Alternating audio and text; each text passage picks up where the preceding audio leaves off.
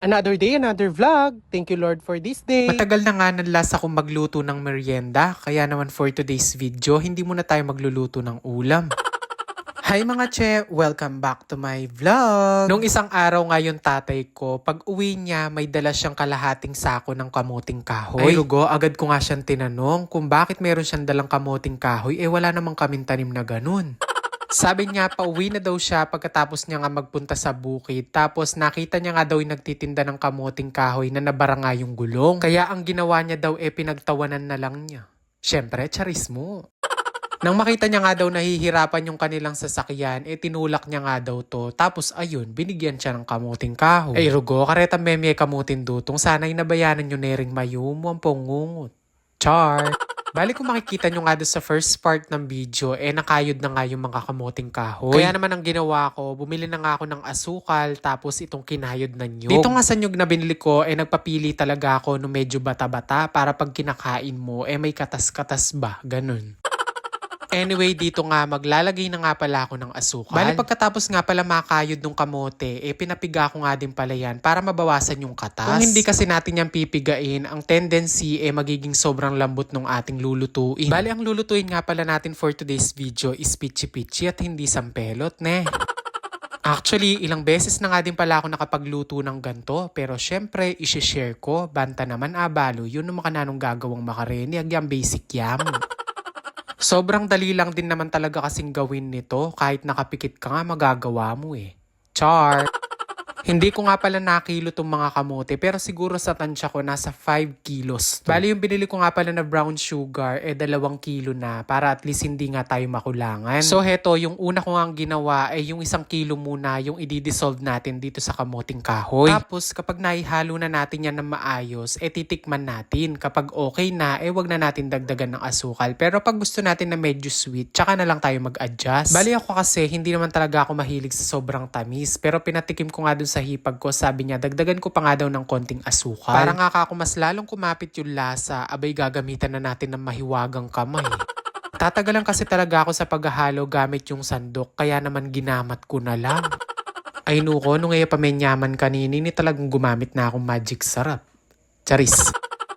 Sa tagal ko nga hinahalo gamit yung kamay ko, sa wakas, nag-combine na din na maayos yung mga ingredients natin. As you can see dito sa ating mixture, nagkulay brown na siya. So it means kumapit na nga yung asukal at na-dissolve na din na maayos. After that, hindi na natin patatagalin at maglalagay na nga tayo dito sa ating puto molder. Kung makikita nyo nga, wala na akong nilagay dyan sa puto molder kasi madali lang naman tanggalin yung ating pichi-pichi kapag naluto na. Bali, ang ginagawa ko nga, hindi ko siya masyadong pinakakapuno. Minsan kasi umaalsa pa naman yan. Anyway, we have different ways sa pagluluto ng ating pichi-pichi. Yung iba nga pala hinahaluan nga pala nila ito ng kinayod na nyog. Ako kasi sa experience ko, nung last nga ako nagluto, hinaluan ko talaga siya ng kinayod na nyog. Ang problema nga lang, mabilis talaga siyang mapanis. Yun lang naman experience ko. Pero kung gusto nyo pa rin yung may nyog, walang problema. Sundin nyo yung recipe nyo. Tapos, ayun, syempre kayo din naman yung kakain yan.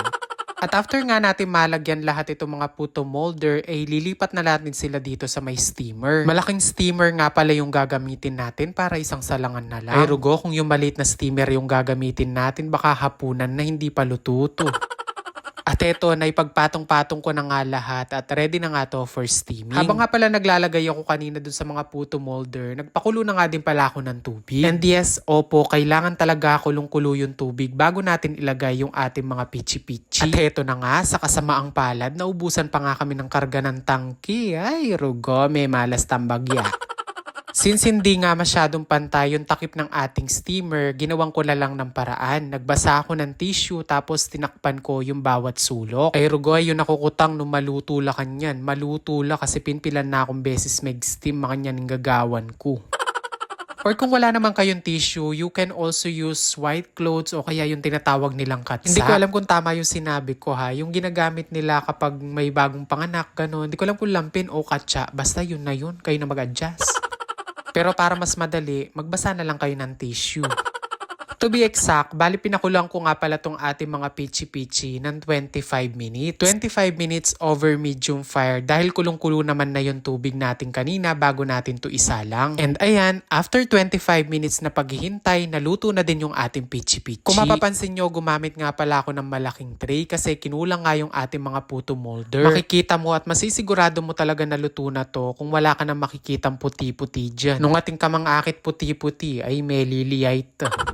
Bali, pinalamig ko nga muna bago ko nga pala tanggalin dito sa ating puto molder. Bali, ang ginagawa ko nga, tinutulak ko lang dun sa dulo ng kutsara at ayun, madali na lang din talaga siyang makuha.